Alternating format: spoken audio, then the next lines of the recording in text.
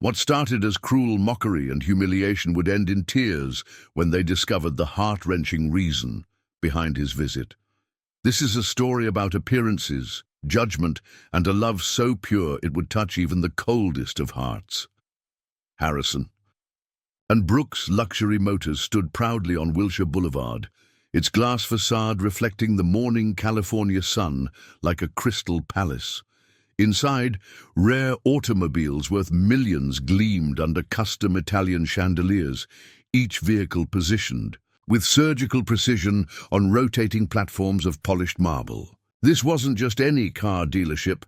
It was the crown jewel of Beverly Hills automotive excellence, where Saudi princes and Hollywood A-listers came to add to their collections. The dealership had built its reputation over 15 years of catering to the ultra-wealthy, and every detail of its operation was designed to exude exclusivity and perfection. Sarah Chen, the lead sales consultant who had just closed a seven-figure deal with a tech mogul, was discussing the latest Bentley Mulliner with her colleague James when the front doors swung open with an unexpected creak. The usual symphony of clicking Louboutins and Italian leather shoes on marble floors came to an abrupt halt. The morning had started like any other, the staff arriving in their designer suits, the maintenance crew meticulously polishing every surface until it gleamed, and the subtle scent of leather and success hanging in the air. There, in jarring contrast to the meticulously curated environment, stood an elderly man who seemed to have stepped straight out of a rural painting. His mud-caked work boots left traces of red clay on the immaculate floor, each step marking his path like breadcrumbs. Faded overalls hung loosely on his thin frame, patched in several places and bearing the honest stains of years of hard labor. A weathered straw hat, frayed at the edges, sat atop his sun-weathered face, which bore deep lines like the furrows of a well-ploughed field.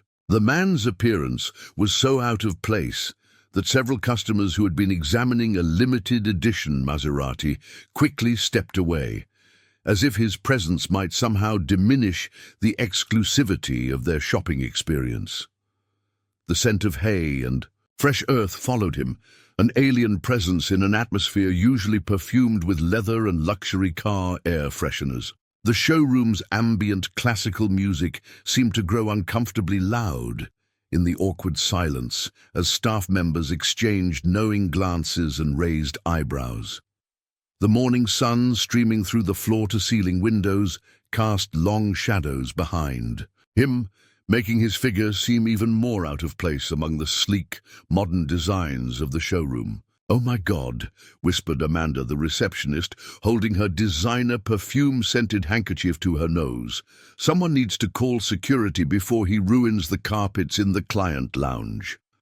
She reached for her phone, perfectly manicured, nails hovering over the security speed dial, while shooting concerned glances at her colleague Patricia, who was already discreetly texting the floor manager about the unexpected visitor. Two junior salespeople, fresh out of luxury sales training, snickered behind their tablets. "Looks like someone took a wrong turn at the tractor supply store," one whispered, just loud enough for others to hear. "Maybe he's looking for the nearest John Deere dealership," the other added, drawing suppressed laughter from nearby staff. Their amusement was tinged with embarrassment. After all, this was Harrison and Brooks, where even the coffee served to customers came in fine bone china cups. The elderly man seemed oblivious to the ripple of discomfort he'd caused. His clear, blue eyes, sharp and focused despite his aged appearance, scanned the showroom with surprising intensity. Each vehicle he passed seemed to draw his attention momentarily. A Ferrari here, a Lamborghini there. But he moved past them with unexpected purpose, as if searching for something specific. The staff's discomfort grew with each step he took. Deeper into the showroom, a young couple who had been discussing financing options with one of the senior sales representatives quickly wrapped up their conversation, promising to return another time. The woman's Louis Vuitton heels clicked rapidly, across the marble floor as they made their exit, throwing concerned glances over their shoulders. But what happened next left everyone speechless. Instead of heading toward the more modest vehicles near the entrance, he walked directly to the centerpiece of the showroom. There it stood, the pride of Harrison and Brooks, a limited edition Rolls-Royce Phantom, custom-ordered in striking midnight blue with platinum trim. Only 3 existed in the world, and this particular one had been the talk of luxury car forums for months. Its price tag alone could buy half the farms in most counties, and its mere presence in the showroom had attracted celebrities and collectors from across the country. The old farmer moved with unexpected purpose, his weathered hands clasped behind his back as he circled the vehicle slowly, studying every detail with the same careful attention he might give to a prize stallion at auction. The sales staff watched in horrified fascination as he leaned in closer to examine the Spirit of Ecstasy hood ornament, his breath threatening to fog the immaculate finish. The morning light caught the platinum trim, creating an almost ethereal glow around the vehicle, and by extension around the unexpected visitor examining it. "Someone needs to do something," Sarah Chen muttered to James, straightening her Chanel blazer. "Mr. Harrison would have a heart attack if he saw this. We just had that car detailed for the charity showcase this weekend." She watched as the old man reached out one calloused hand toward the gleaming door handle of the Phantom, his fingers just inches from the pristine surface that had, until now, only been touched by white-gloved detailers. The tension in the showroom was palpable, like a string pulled too tight and about to snap. The showroom held its collective breath. This wasn't just any Tuesday morning anymore. It was about to become either the most embarrassing or the most interesting day in Harrison and Brooks' 15-year history. No one could have guessed it would end up being both, nor could they have imagined how this simple moment would change their perspectives forever. The stage was set for an encounter that would challenge everything they thought they knew about wealth, worth, and the true value of a person's character. James Thompson, the senior sales manager, finally decided to intervene. His Italian leather shoes clicked purposefully across the marble floor as he approached the elderly farmer, adjusting his gold cufflinks with practiced precision. The morning sunlight caught the diamond-encrusted Rolex on his wrist, a trophy from last year's record sales performance. Behind him, several other staff members watched intently, their faces a mixture of anticipation and barely concealed disdain. "Sir!" James called out, his voice carrying the polished tone reserved for redirecting unwanted visitors. "I'm afraid I'll have to ask you to step away from the vehicle." He positioned himself between the farmer and the Rolls-Royce, creating a human barrier of bespoke tailoring and corporate authority. The old man turned slowly, his blue eyes meeting James's with unexpected steadiness. Up close, his weathered face told stories of countless days under the open sky, each wrinkle a testament to years of honest labor. A name tag stitched onto his overalls read Henry, the thread so faded it was barely legible. "I was just admiring her lines," Henry replied, his voice carrying a gentle southern drawl that seemed to float oddly in the sterile showroom air. "Been a long time since I saw craftsmanship like this. Reminds me of the first tractor I restored back in '73. Every piece had its purpose, its own kind of beauty."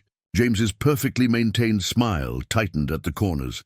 "Sir, this is a limited edition Rolls-Royce Phantom, not a farm vehicle. The price point alone is—" He paused, choosing his words carefully. "Well, let's just say it's more suited to our usual clientele." His eyes pointedly took in Henry's mud-stained boots and patched overalls. A small crowd of employees had gathered at a respectful distance, their whispers creating a subtle backdrop to the confrontation. Sarah Chen had moved closer, her tablet ready to document any potential damage to the vehicle that might need to be addressed. The security guard by the door had also taken a few steps forward, his hand resting casually on his radio. I understand this is a fine automobile, Henry continued, seemingly unaffected by the growing tension. I'd like to take a closer look. Inside, if you don't mind. Maybe even start her up, hear that engine purr. His calloused hand reached again for the door handle. James moved quickly, placing himself firmly between Henry and the car door. I apologize, sir, but that won't be possible. This vehicle is reserved for serious inquiries only. Perhaps I can direct you to our pre-owned section. The condescension in his voice was thick enough to cut with a knife. The old farmer's face fell slightly, but his eyes retained their dignified calm. Son, I've been around long enough to know that things aren't always what they seem. I'd appreciate it if you'd give me a chance to— Mr. Thompson, Amanda's voice cut through the tension. Mr. Harrison is on line 1. He's asking about the Phantom's paperwork for this weekend's charity event. The timing couldn't have been more pointed if it had been planned. James straightened his tie, shooting Henry a look that clearly suggested the conversation was over. Sir, I have pressing matters to attend to. I'm going to have to insist that you step away from the vehicle. This is a place of business, not a museum. Other customers in the showroom had begun to stare, some taking out their phones to capture the unusual scene. A young couple browsing the latest Mercedes models whispered to each other, casting judgmental glances in Henry's direction. The farmer's presence had created a ripple effect throughout the showroom, disrupting the carefully maintained atmosphere of exclusivity and refinement. I don't mean to cause any trouble, Henry said, taking a small step back, but I've come a long way to see this particular car. You see, I've been saving for— Sir? James interrupted, his patience visibly wearing thin. Let me be perfectly clear. This vehicle costs more than most people make in a lifetime. The maintenance alone would exceed the value of— He glanced at Henry's attire again. Well, let's say it would exceed your means. Now, I have important clients waiting, and I'm sure you have fields to tend to. The dismissal was brutal in its clarity. Several of the younger sales staff snickered openly now, emboldened by their manager's approach. The security guard had moved even closer, his presence adding a clear threat to the situation. Henry stood there for a moment, his weathered hands now hanging loosely at his sides. The morning sun through the showroom windows cast long shadows across his face, highlighting the deep lines of disappointment that had formed there. He reached into his overall pocket and pulled out a worn leather wallet, its edges frayed from years of use. Maybe if I could just show you, he began. But James held up a manicured hand.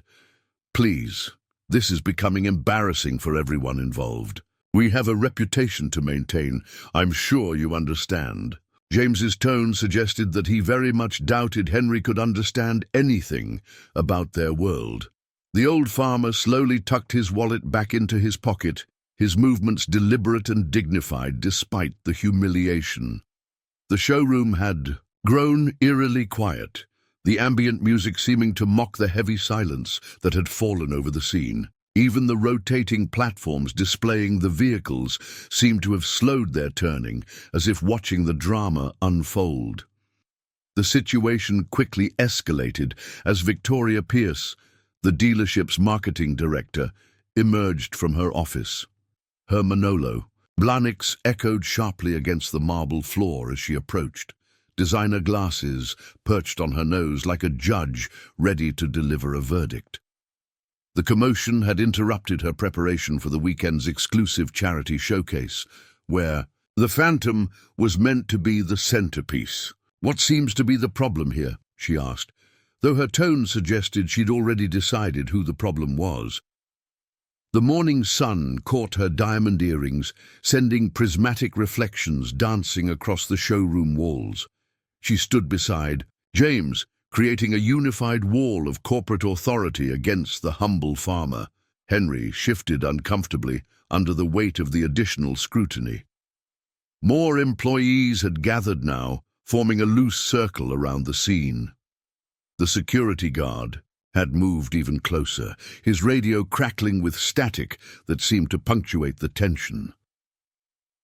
"This, gentlemen," James began, emphasizing the word with barely concealed sarcasm, "seems to think he's interested in our Phantom.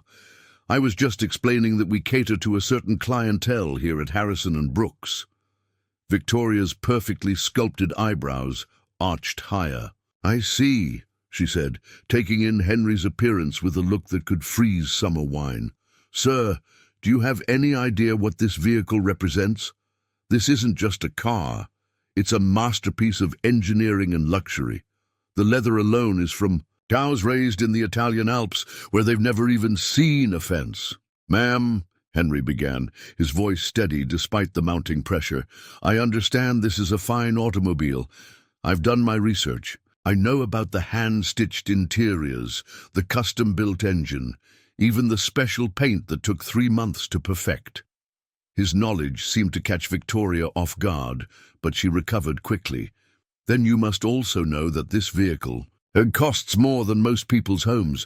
The maintenance schedule alone requires annual servicing at certified Rolls-Royce centers with specialized technicians trained in Goodwood," Henry finished for her. "Yes, ma'am, I'm aware." A ripple of murmurs spread through the gathered crowd. Amanda, the receptionist, was now openly filming the encounter on her phone, probably already thinking about the social media potential. 2 other customers, who had been examining a Bentley nearby, were watching the scene unfold with uncomfortable fascination. "This is becoming ridiculous," Victoria declared, her patience clearly wearing thin. "Mr. Thompson, please escort this man out before he tracks any more mud across our floors. We have the charity showcase this weekend, and I won't have this vehicle's pristine condition compromised by—" She paused, wrinkling her nose. "Agricultural residue." The security guard stepped forward, his hand now resting openly on his belt.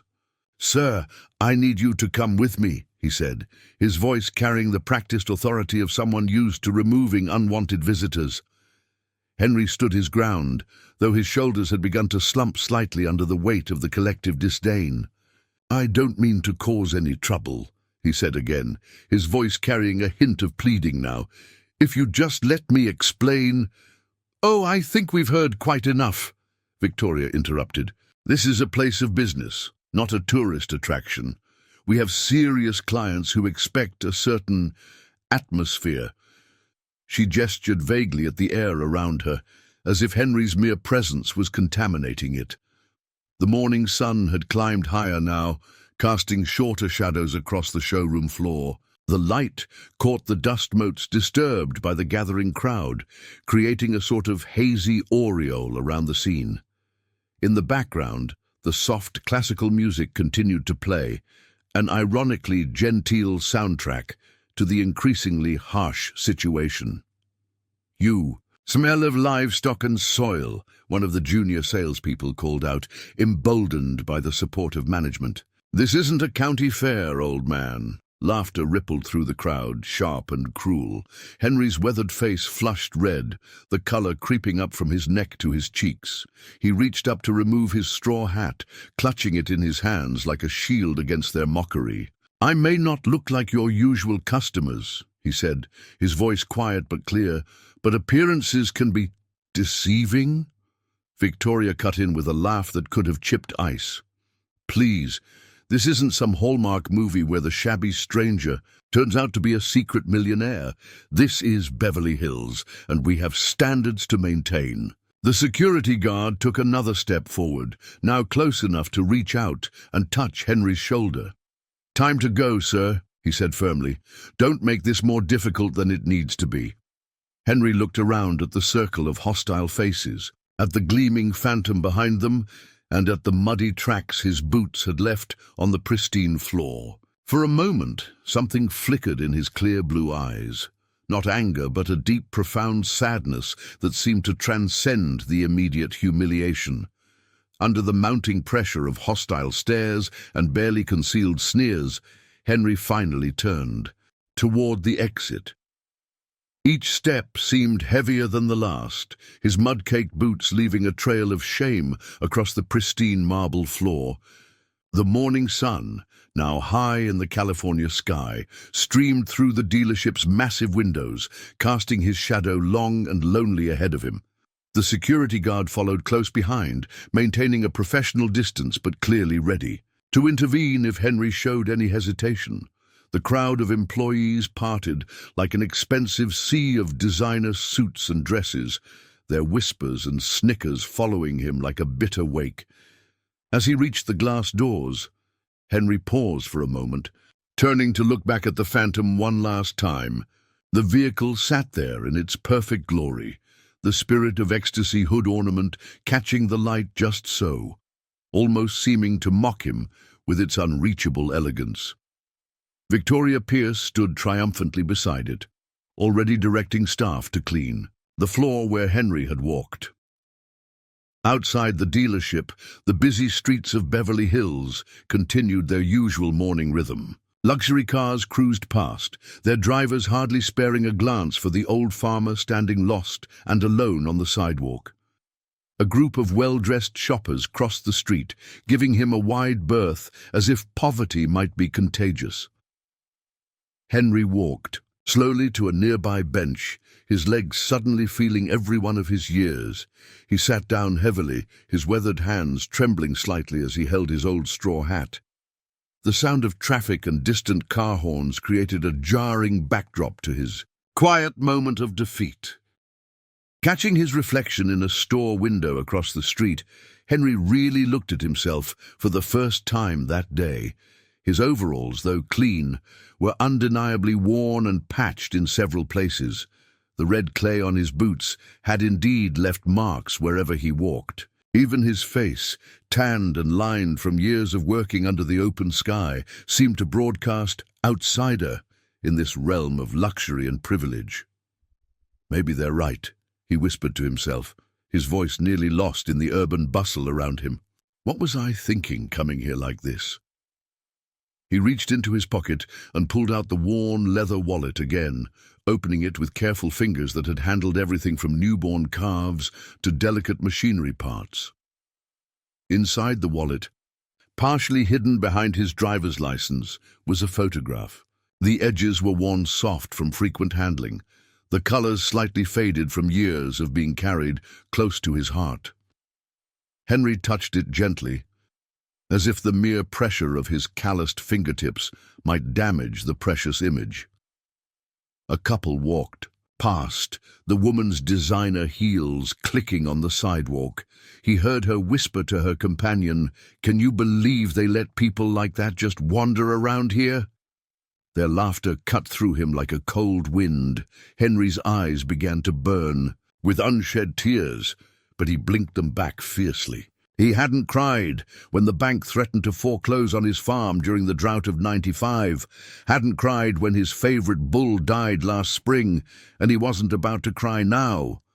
But the humiliation sat heavy in his chest, a weight as tangible as a bale of hay, but far harder to bear. He stood up slowly, his joints protesting the movement.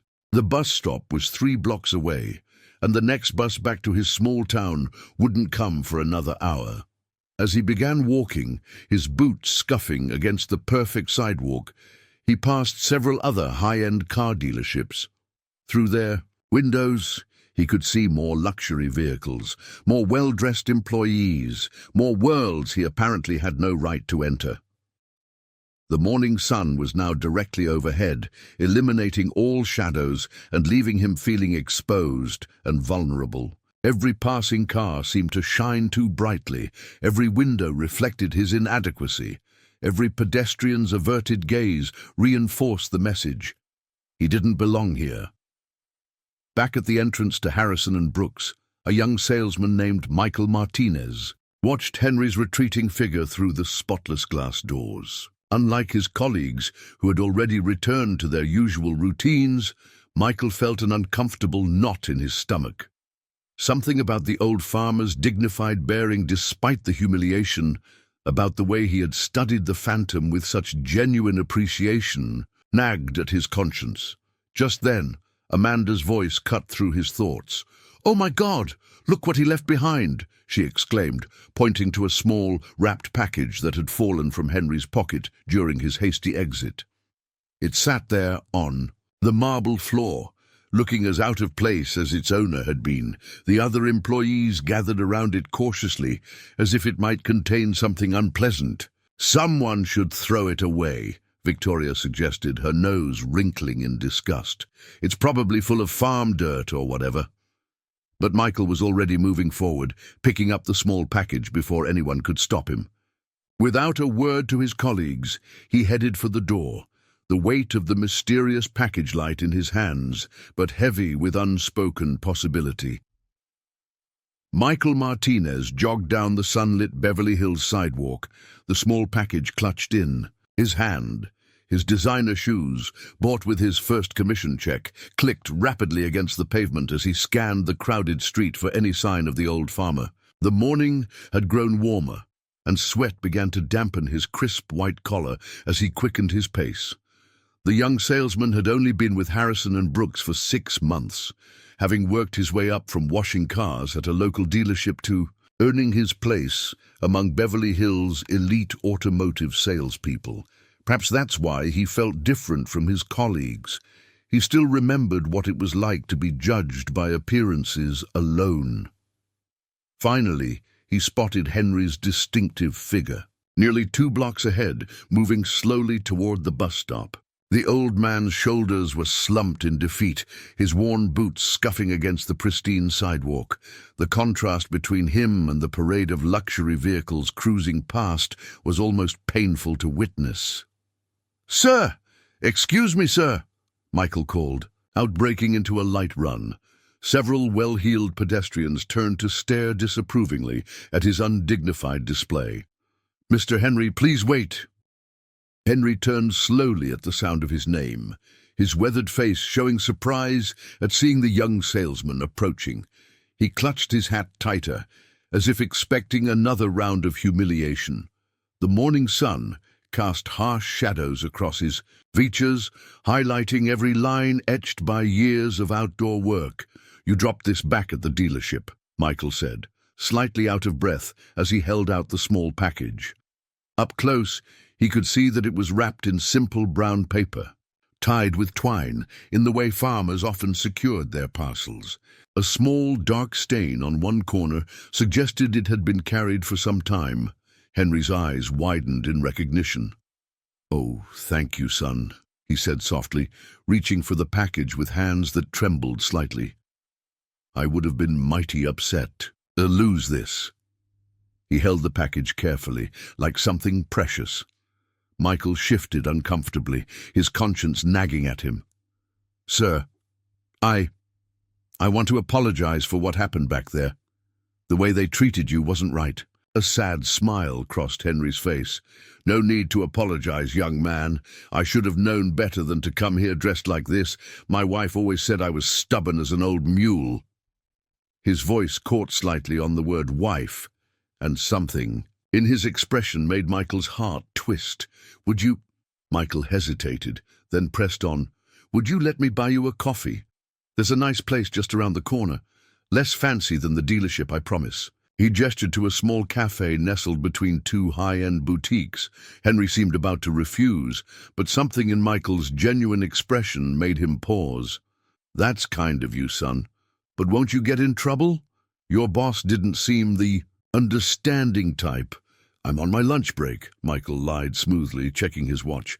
"Besides, I've learned that the most interesting stories often come from unexpected places." He gestured toward the cafe again, and this time Henry nodded slowly.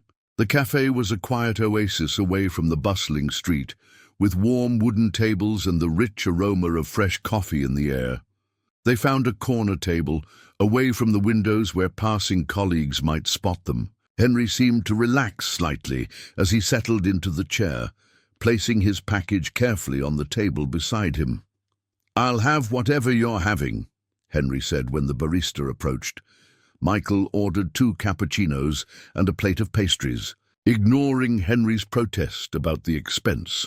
As they waited for their drinks, Michael noticed how Henry's eyes kept returning to the small package. There was something in his gaze, a mixture of love and pain that made Michael's earlier question burn even stronger in his mind.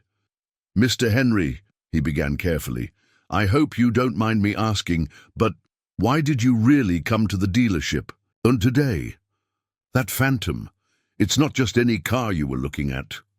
The old farmer was quiet for a long moment, his weathered hands wrapped around the warm coffee cup that had just arrived. The cafe's soft lighting softened the harsh lines that humiliation had carved into his face, revealing a dignity that no amount of designer contempt could erase. "No," Henry finally said, his voice barely above a whisper, "it's not just any car." He looked down at the package, then back at Michael, as if weighing whether to trust this young man who had shown him an unexpected kindness. The cafe's quiet atmosphere enveloped them as Henry slowly unwrapped the small package with trembling fingers. The twine came loose easily, and the brown paper fell away to reveal a small, worn photo album. The leather cover was cracked with age, but it had clearly been well-loved and carefully preserved. "My Margaret," Henry began, his voice thick with emotion. "She was always the dreamer between us." He opened the album carefully, revealing a photograph of a beautiful young woman standing beside a magazine cutout of a Rolls-Royce Phantom. The photo had yellowed with age, but the woman's radiant smile remained undimmed by time. "This was taken in 1975, Henry continued, his finger gently tracing the outline of his wife's face.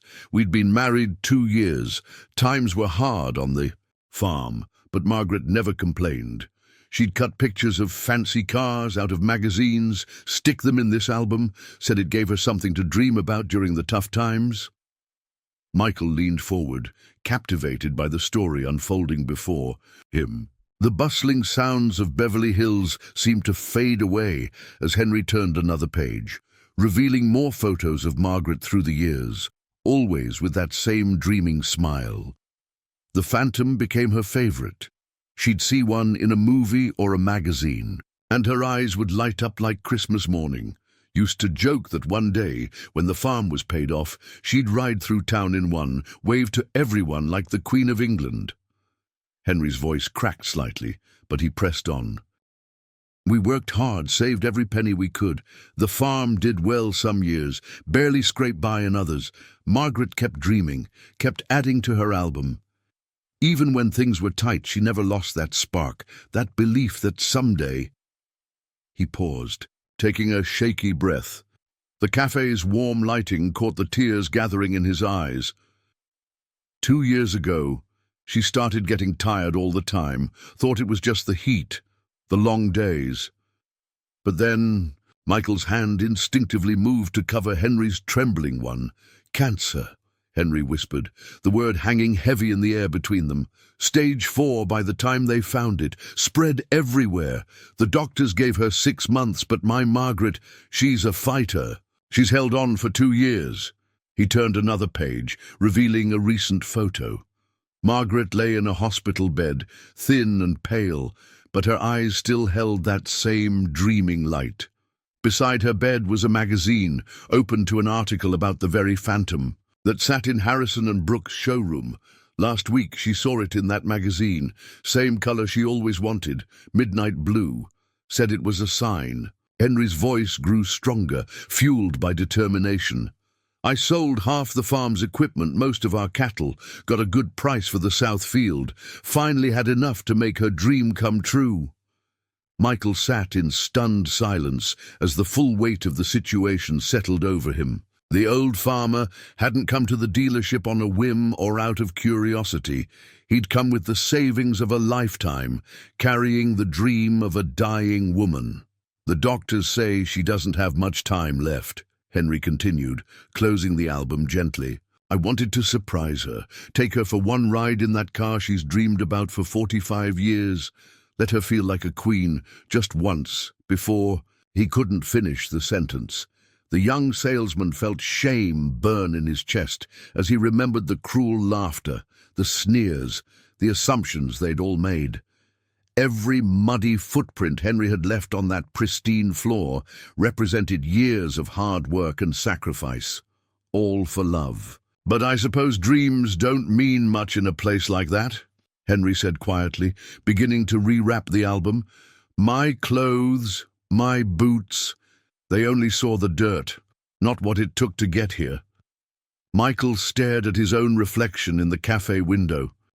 His expensive suit, his carefully styled hair, all the trappings of success he'd thought so important this morning. Now they seemed hollow, meaningless in the face of such pure devotion.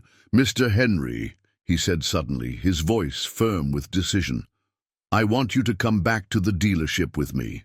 The old farmer shook his head sadly. "Son, I appreciate your kindness, but I couldn't take that humiliation again. Margaret wouldn't want that." "Trust me," Michael insisted, already pulling out his phone. "I have an idea. We're going to make this right." He began typing rapidly, his fingers flying over the screen as a plan formed in his mind. Michael spent the next hour making calls from the cafe, stepping away from the table occasionally to speak in hushed, urgent tones. Henry watched curiously, cradling his second cup of coffee as the young salesman worked his phone like a conductor with an orchestra. "We'll need to move quickly," Michael explained, returning to the table after his final call. "The charity showcase is this weekend, and after that the car's being shipped to Dubai." He pulled out a sleek leather portfolio and began sketching out numbers on a notepad. "I've been going over your finances, Mr. Henry, with what you've already gathered, plus a few adjustments to the deal structure." Henry shook his head slowly. "Son, I appreciate what you're trying to do, but those folks back there made it clear enough. I don't belong in their world. Mr. Henry," Michael leaned forward, his voice intense, "do you know why I started selling cars? My father was a mechanic in East Los Angeles. He could take any engine apart and put it back together better than new, but he never got to work on luxury vehicles. The shops wouldn't hire him because of his accent, his work clothes, his background." The young salesman's eyes flickered with remembered pain. "He died, never getting to work on the cars he loved most. I promised myself I'd change that story. And now, seeing how they treated you..."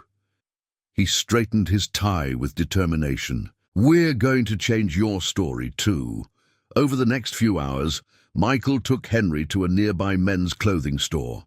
The owner, an old friend who owed Michael a favor, closed the shop for a private fitting. Henry protested at first, but Michael was insistent. "The sad truth is, Mr. Henry, sometimes we have to play by their rules to break them," Michael explained as the tailor took measurements. "Think of it as armor. Not because you need to change who you are, but because we're going into battle."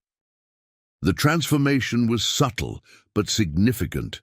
The new suit, charcoal gray and expertly tailored, didn't try to turn Henry into something he wasn't. Instead, it seemed to highlight his natural dignity, the strength earned through decades of honest work. His weathered hands and sun-lined face, rather than looking out of place, now gave him an air of distinction. "Margaret always said I cleaned up nice," Henry murmured, looking at his reflection. Michael noticed him standing straighter, some of the morning's humiliation falling away from his shoulders. While Henry changed back into his overalls, Michael made one more crucial call. "Mr. Harrison?" "Yes, sir, it's Michael Martinez. About the Phantom. I think I've found the perfect buyer for the charity showcase. Someone with a story that will make the event unforgettable." The next stop was Henry's bank, where Michael spent an hour in intense discussion with the manager. Years of selling luxury vehicles had taught him every financing option available, every possible way to structure a deal. He worked through the numbers meticulously, finding ways to make the impossible possible. "Your farm's value, combined with the equipment sales, if we adjust the terms," Michael muttered, scribbling calculations. Henry watched in amazement as the young man transformed financial obstacles into opportunities, his determination never wavering. As they left the bank, Michael checked his watch. "The dealership closes in 2 hours. Perfect timing." He turned to Henry, his expression serious. Mr. Henry, I need you to understand something. What happened this morning, that wasn't about you. Those people, they've forgotten what real value looks like. They see price tags, not worth. Henry nodded slowly, clutching his precious photo album. Margaret would say the same thing. She never did care much for fancy wrappings, said it's what's inside that counts. Exactly, Michael smiled. Now here's what we're going to do. You're going to go home, get some rest, and tomorrow morning. He outlined his plan, watching as hope gradually returned to the old farmer's eyes. Son. Henry's voice was rough with emotion. Why are you doing all this for me? Michael was quiet for a moment, looking out at the bustling street where luxury cars glided past like exotic fish in an aquarium. Because sometimes life gives us a chance to right a wrong, because every dream deserves respect, no matter what clothes it wears. He turned back to Henry, his expression firm. And because I think it's time Harrison and Brooks learned what true class looks like.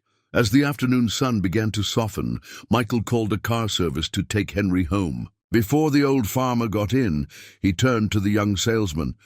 Margaret would have liked you, he said simply. You've got a good heart. Michael watched the car drive away, then turned back toward the dealership, his mind already racing with preparations for tomorrow. He had one chance to make this work, to transform morning's humiliation into afternoon's triumph. As he walked, he pulled out his phone one last time. Amanda? It's Michael. Remember that video you took this morning? I need you to send it to me, all of it. We're going to need it for tomorrow. The next morning dawned bright and clear over Harrison and Brooks' luxury motors. Victoria Pierce arrived early, already stressed about the upcoming charity showcase. She was reviewing paperwork at her desk when a commotion from the showroom floor caught her attention. The usual morning quiet had been broken by excited whispers and the distinct sound of camera shutters clicking. Making her way to the showroom, she stopped dead in her tracks. There, standing before the midnight blue Phantom, was a distinguished-looking gentleman in a perfectly tailored charcoal grey suit. His silver hair was neatly combed, and his posture spoke of quiet confidence. It took her several seconds to recognize him as the shabby farmer from yesterday. "Good morning, Ms. Pierce." Michael Martinez stepped forward, his voice carrying across the showroom with practiced ease. "I believe you've already met Mr. Henry Richardson of Richardson Heritage Farms." The subtle emphasis on heritage caught everyone's attention. Henry turned to face her, and Victoria was struck by the transformation. Without the worn overalls and mud-caked boots, his weathered features and silver hair gave him an almost stately appearance. The morning sun, streaming through the windows, caught the platinum cufflinks at his wrists, a detail Michael had insisted on. "Mr. Richardson has expressed serious interest in our Phantom," Michael continued smoothly, loud enough for the gathering crowd to hear.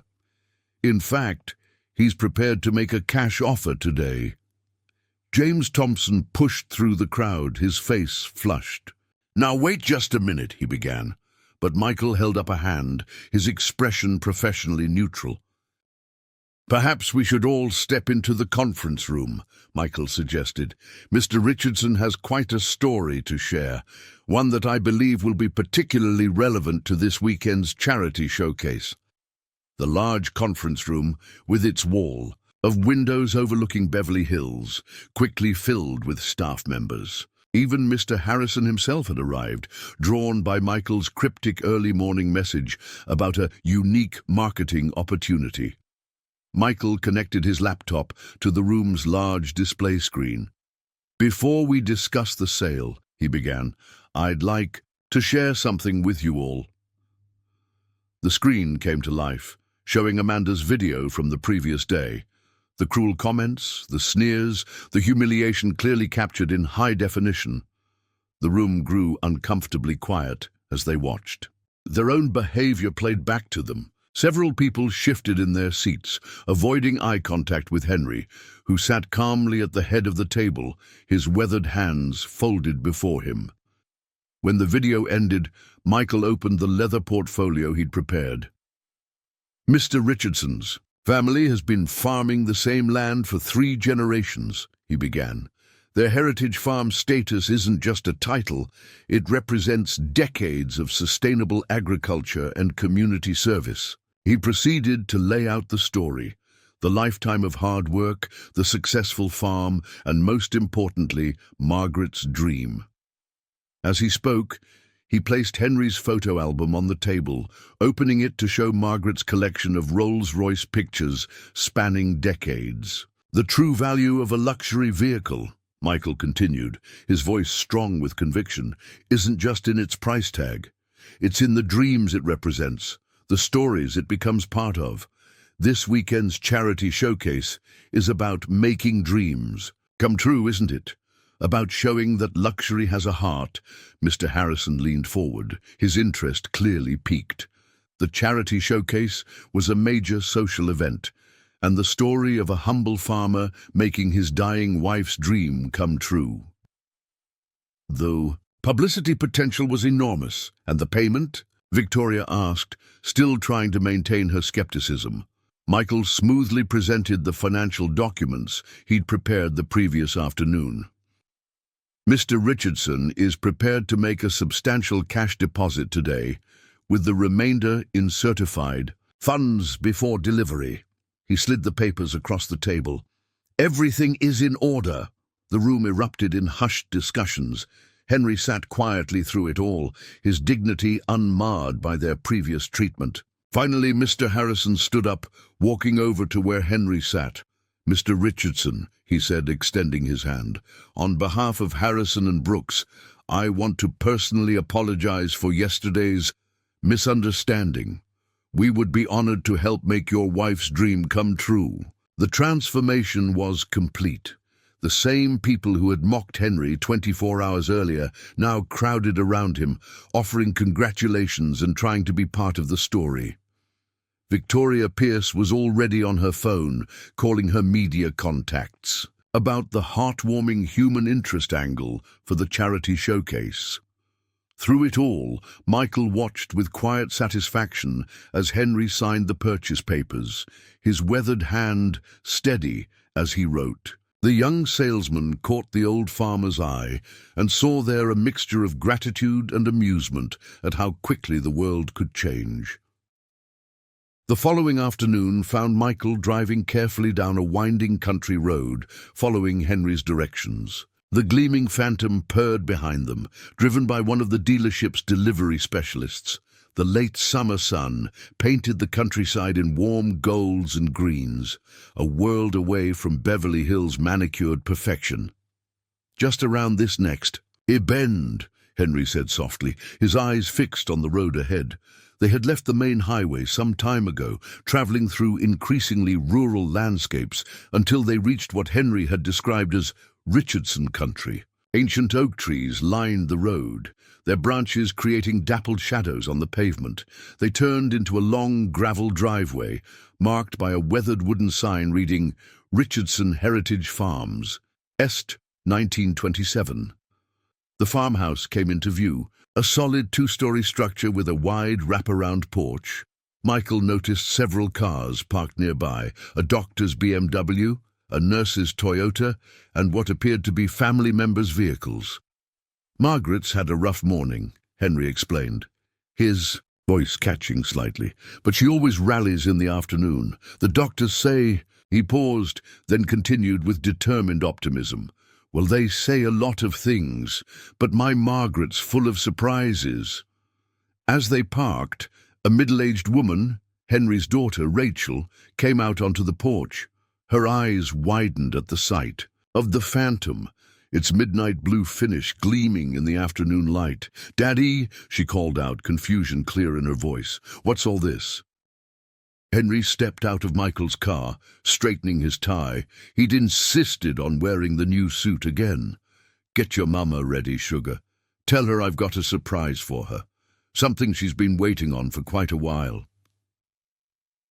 The next 20 minutes were a flurry of quiet activity. Rachel and the nurse, helped Margaret into a lovely dress she hadn't worn in months, while Henry and Michael prepared the Phantom, making sure everything was perfect. The delivery specialist gave Henry a quick tutorial on the car's basic operations, though they had arranged for a professional driver to handle any longer trips. Finally, the farmhouse door opened. Margaret Richardson appeared, supported by her daughter and the nurse. She was thin, her face pale beneath her carefully arranged silver hair, but her eyes were bright and alert. She took in the scene before her husband standing beside. The magnificent car, the afternoon sun setting everything aglow. "Henry," she whispered, her free hand rising to her mouth. "Henry Richardson, what have you done?" Henry walked up the porch steps, taking her frail hand in his weathered one. "Remember all those pictures you used to cut out?" he said softly. "Remember how you said someday we'd ride through town like royalty?" Tears began rolling down Margaret's cheeks as Henry led her carefully down the steps. The nurse followed with a wheelchair, but Margaret waved it away. "Not for this," she insisted. "I want to walk to my chariot." Michael and the others watched as Henry helped his wife toward the car. Margaret ran her hand along the gleaming surface, her touch as reverent as a prayer. When they reached the passenger door, she turned to Henry. "But how?" she asked. "The farm—" "Don't you worry about that," Henry assured her. "Everything's taken care of. Today, my queen, we ride in style." The delivery specialist opened the door with a flourish, revealing the Phantom's sumptuous interior. Margaret's eyes widened at the sight of the hand-stitched leather, the polished wood, the countless luxury touches she'd only seen in magazines. Michael helped Henry settle Margaret into the passenger seat, showing them how to adjust it for maximum comfort. The nurse tucked a blanket around Margaret's legs, while Rachel quickly wiped away her own tears. "Where to, my love?"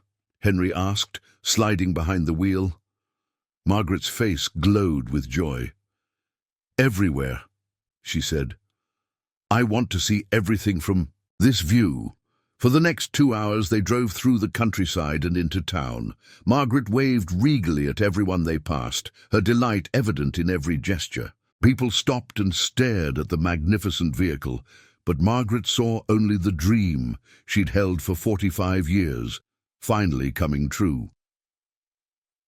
They drove past the town square, where they'd had their first date, past the church where they'd married, past the schools their children had attended. At each spot, Margaret shared memories, her voice growing stronger with excitement. Henry listened, occasionally adding his own recollections, their shared history flowing between them like a gentle stream. Michael followed at a discreet distance in his own car, his heart full at the sight of Margaret's happiness. The afternoon. Light turned golden, then soft pink, painting the Phantom in colors that seemed to come from another world. Finally, as the sun began to set, they returned to the farm. Margaret was tired but radiant, her eyes shining with fulfilled dreams. Henry helped her from the car. She turned to Michael. "Young man," she said, her voice soft but clear, "thank you for helping my Henry make this old woman's dream come true." 3 weeks later, Michael arrived at work early, his heart heavy with news he'd received the previous evening. The morning. Sun was just beginning to warm the dealership's glass walls as he unlocked the front door, the quiet of the empty showroom allowing his thoughts to drift back to the remarkable events of the past month. The Phantom still stood in its place of honor, though now it carried a story far more valuable than its price tag. He'd barely settled at his desk, arranging the day's paperwork, when he saw a familiar figure walking through the parking lot.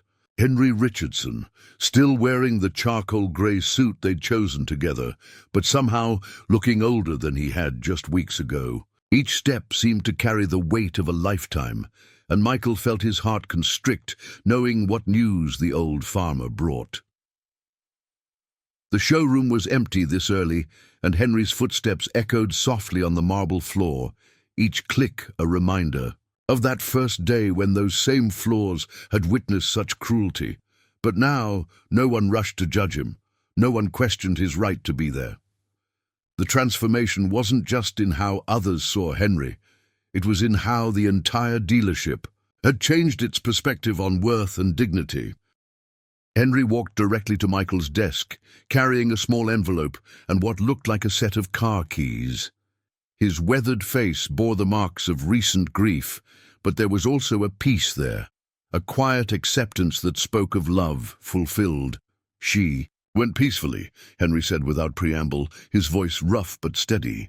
Yesterday afternoon, sitting on the porch in her favorite chair, she was watching the sunset and talking about our drives in the Phantom.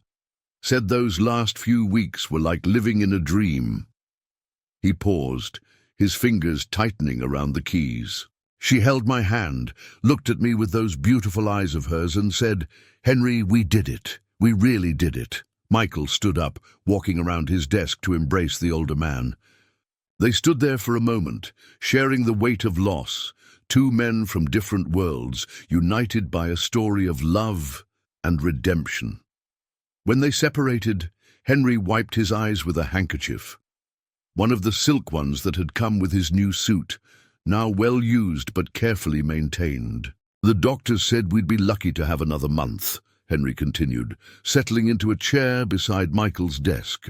"But my Margaret, she held on for 3 weeks after that first ride, said she needed time to properly enjoy being a queen." A small smile touched his lips at the memory. "Every single day was a gift, son, every single minute." The morning light streamed through the windows, catching the keys in Henry's hand and making them gleam. Every scratch and mark on those keys told a story of the past 3 weeks, stories of joy, of dreams fulfilled, of love triumphant over judgment and prejudice. "Every afternoon we'd go for a drive," Henry continued, his voice warming with the memories. "Sometimes just around the farm, watching the sun play on that midnight blue paint like it was made of stars. Sometimes we'd go into town, where people got used to seeing us, started calling her Lady Margaret at the grocery store, made her laugh every time." He chuckled softly. "Last week, the mayor himself came out to help her into the car at the pharmacy. Said his wife had been following our story in the local paper." Henry reached into his jacket pocket and pulled out his phone, another new addition since their first meeting. With slightly trembling fingers, he pulled up a series of photos. Margaret in the Phantom, waving regally at passers-by. Margaret and Henry parked by their favorite picnic spot, sharing ice cream in the luxurious back seat. Margaret showing her great-grandchildren the Spirit of Ecstasy hood ornament, her face alight with joy. The grandkids called it Grandma's. "A palace on wheels," Henry said, his voice thick with emotion. "She insisted on giving rides to every single one of them, said a queen had to look after her subjects." Henry placed the keys on Michael's desk, along with the envelope. "She wanted you to have this," he said, nodding at the envelope. "Made me promise to deliver it personally. Said it had to be first thing in the morning, just like when we first met you." Michael opened the envelope with careful fingers, aware that he was handling one of Margaret's last wishes. Inside was a photograph, Margaret sitting in the Phantom, wearing her best dress, waving at the camera with a radiant smile. The photo had been taken just days ago, but her joy transcended her physical frailty. On the back, in shaky handwriting, she had written, "To Michael, thank you for seeing the Queen in A Farmer's Wife. Love, Margaret." "The car," Henry continued, pushing the keys forward. "That's yours too," Margaret insisted, said it needed to belong to someone who understands that dreams don't care what clothes you wear.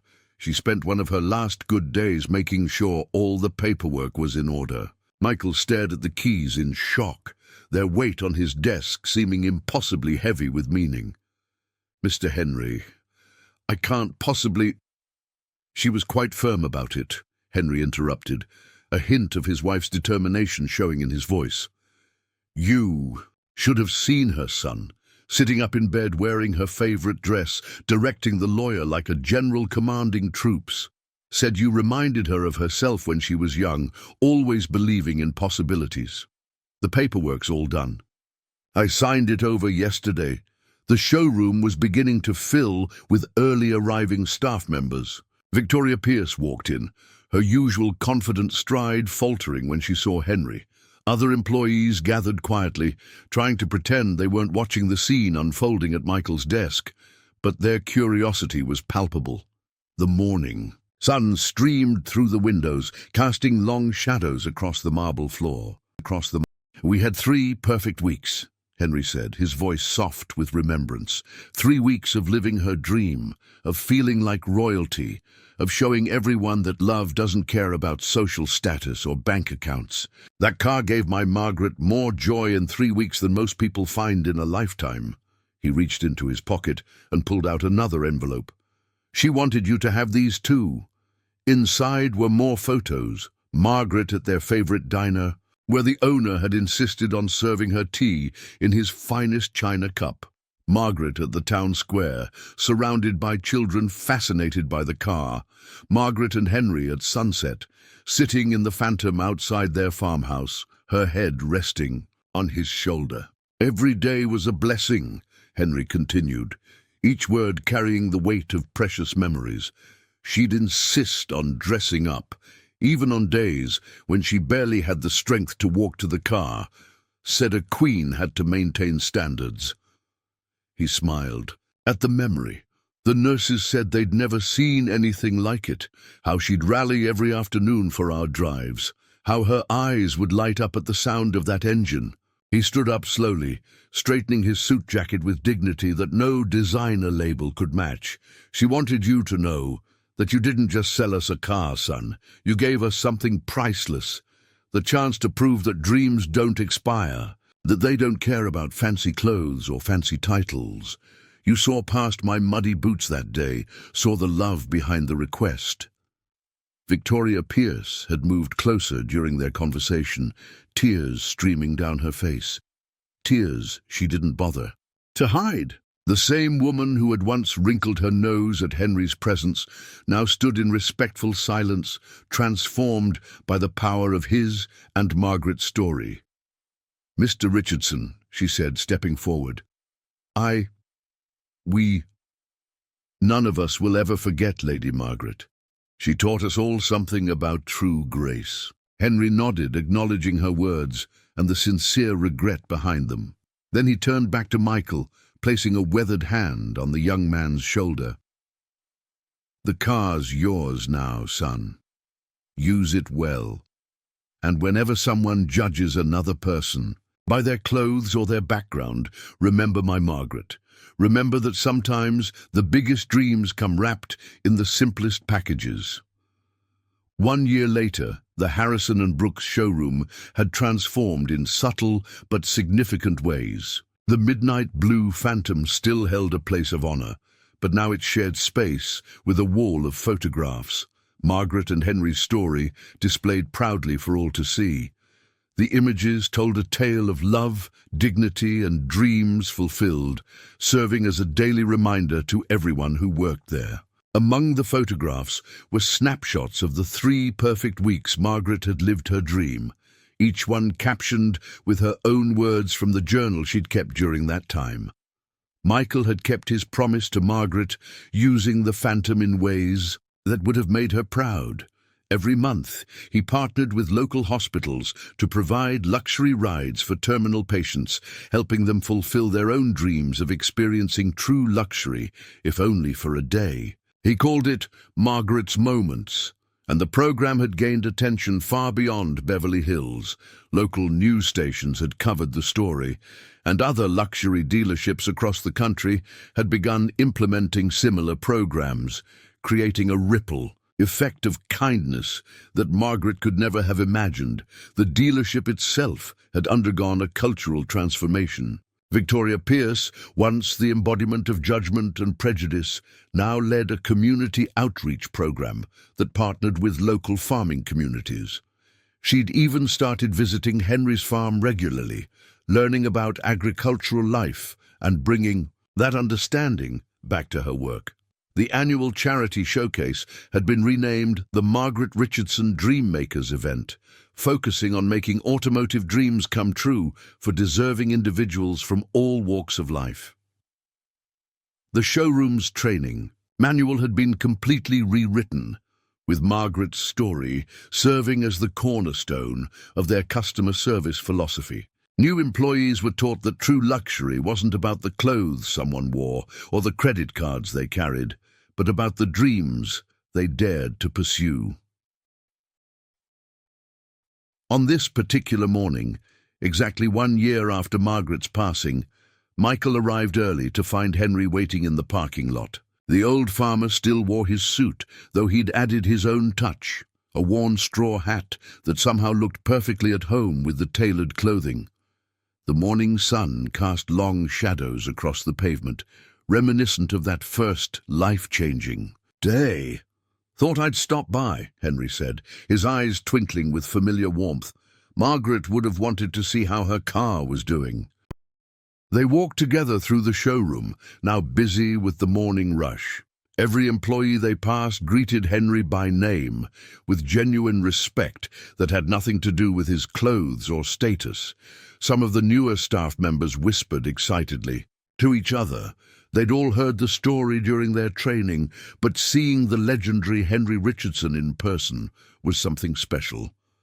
They reached the Phantom, its midnight blue finish still gleaming like the day they'd first delivered it to the farm. The car had become something of a legend in luxury car circles, its story adding a layer of value that no amount of engineering or craftsmanship could match. "You've done good with it, son," Henry said, running a weathered hand along the hood. "Margaret would be proud. Every time I read about another person getting their dream ride, I can almost hear her laugh." He paused, his eyes distant with memory. She always said that dreams were meant to be shared.